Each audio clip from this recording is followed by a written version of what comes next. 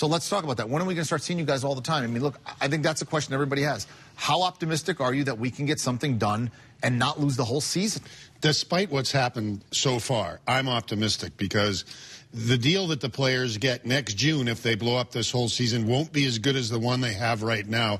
And I think despite the fact that the league has made mistakes in these negotiations, it's time for the players to get realistic, find a way to get their jobs back, and get the industry running again. I think it'll get done, and we'll be playing in the middle of January. So, all right, so middle of January is your over-under right there. Are you taking the over or the under? I would agree with Mike, actually, and I would take, the under, I guess. I do think it's going to get done. I do think there's a risk that if it does not get done, I don't think we can automatically think that there's going to be hockey starting next year after the summer when it's supposed to start, which happened the last time we missed a full season. I don't think it's a given that we come back and start next year if we miss this full season. That's why I think it's imperative that we get the deal done before January 15th. Why has it been so tough? Federal mediators have come in. After 2 days, they sent them home. They said, we got nothing going on. There's been weeks where they haven't even talked. Why has it been so difficult for there to be significant progress here?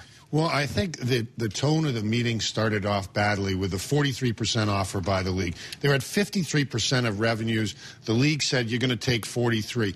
They may have thought, okay, do the math and we'll split the baby and come out at 50%. But the players took that as an insult. Further to that, when they came back and finally accepted a 50-50 proposal, although they weren't going to do it right away, the league walked out after 10 minutes. And that was an insult to the players. They ticked them off.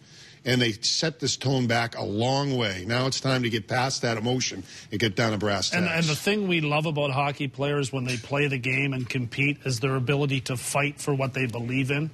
And if you give them a reason to fight, they bind together, whether it's a fight on principle or not. And even if they're wrong, they will fight that fight. And that is what we're at risk of right now. And that's what we're dealing with right now. Well, hopefully the wives and girlfriends are saying, we need a check. You get in there and get it done.